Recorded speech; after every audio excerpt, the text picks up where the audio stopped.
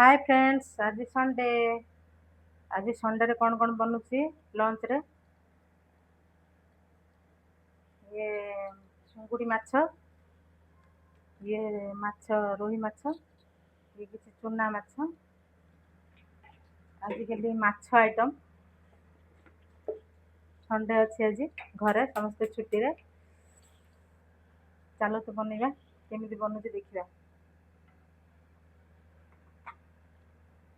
Recipe share हवा आज। ये माछ को भल मजार सफा कर देइछि, तापर लूण हल्दी पके देइछि। आ भल मजार ये करदबा, मिक्स करदबा। आको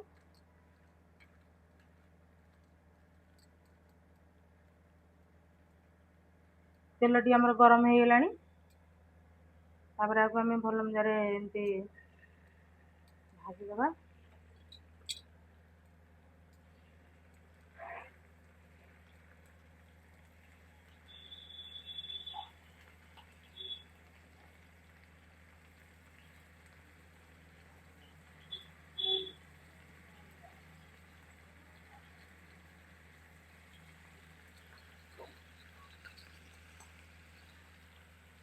ये चुना माछ आकु भी धोई भल मजार परिष्कार कर देइछि।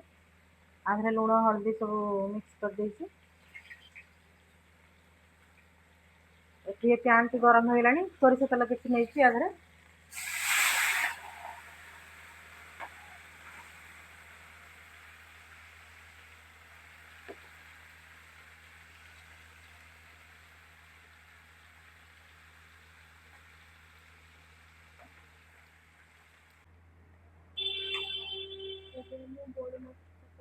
बड़ माछ हल्दी टे कम थिला, हल्दी आउ टे पकईकि टे भल मजार मिक्स करी किछ समय रखिदबा। तापर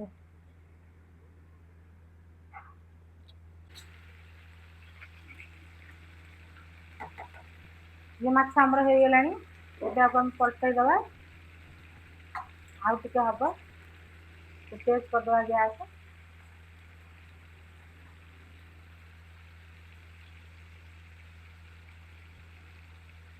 एबे हमें मसला तैयारी करिबा।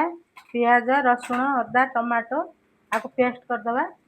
तापर तकारी रोषेई करिबा।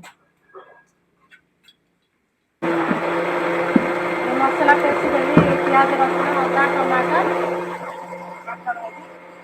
पेस्ट करी ना सब थरे मसला बाटे बाटे मो झाड़ा हो गेली पूरा। कौन पीबी ଟିକେ ଥଣ୍ଡା ପିଇଦବା ଆଉ ପିଇଛି।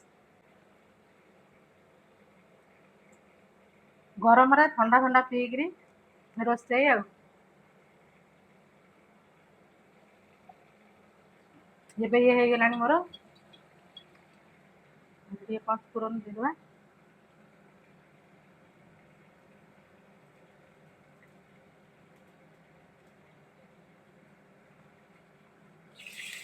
ମାଛ ଏପଟେ ଭଜା ଚାଲିଛି।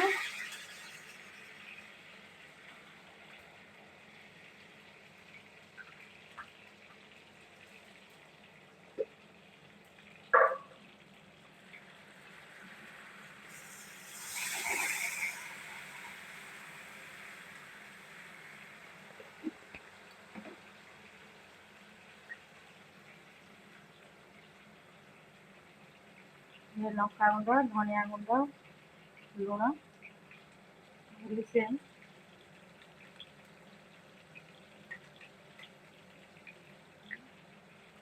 ଏଠି ଚୁନା ମାଛ ହବ, ସେଥିପାଇଁ ଟିକେ ଆମ୍ବୁଲ ଦଉଛି। ଆରେ ଆମ୍ବୁଲ ଟିକେ ଖଟା ଖଟା ଲାଗିବ, ଚୁନା ମାଛଟା ଟିକେ ଭଲ ଲାଗିବ।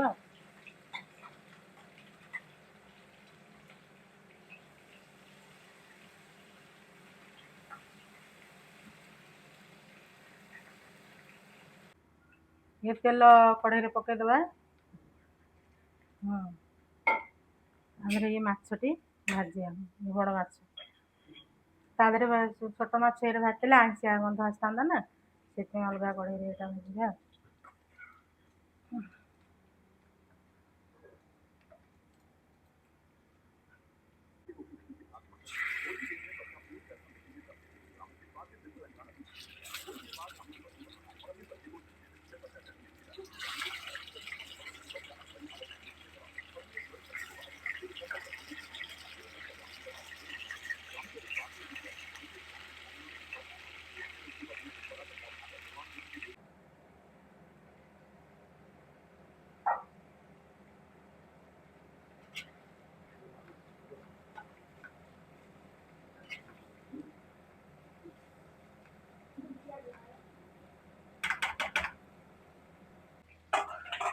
ଚୁଙ୍ଗୁଡ଼ି ଆମର କଷା ହେଇଗଲା। ଆଧିରେ ଆମେ ଗରମ ପାଣି ଦେଇଦେବା।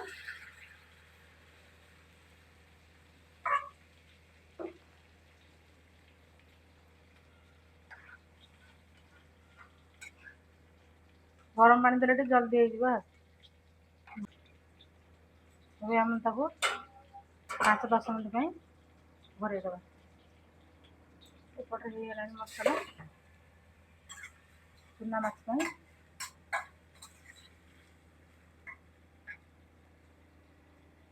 ଏଥିରେ ବି ଆମେ ଗରମ ପାଣି ଦେଇଦେବା। ଗରମ ପାଣି ଫୁଟିଲେ ଆମେ ମାଛ ପକେଇବା ଆଉ।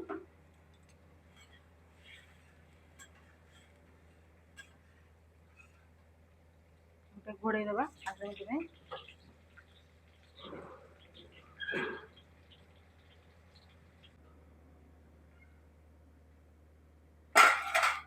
ଚୁଙ୍ଗୁଡ଼ି ହେଇଗଲା।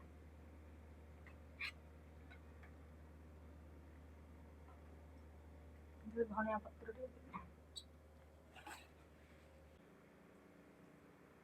ଆମର ଫୁଟିଗଲା ଚୁନା ମାଛ।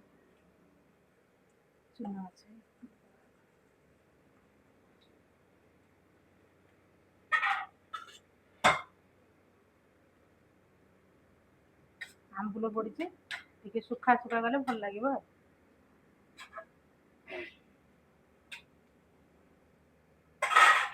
ଘୋଡ଼େଇ ଦେବା 5 ମିନିଟ୍।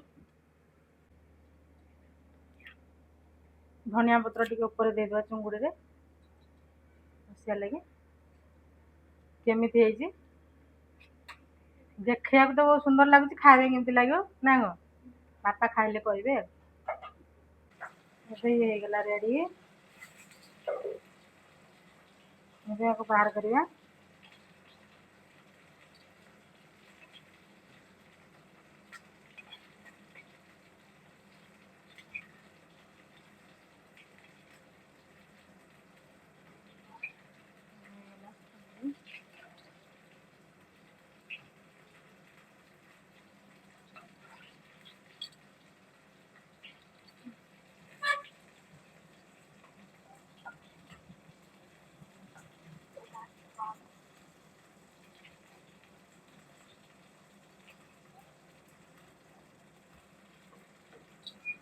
ବଡ଼ ମାଛଟା ହେଇନି, ଭଜା ଖାଇବେ ବାପା।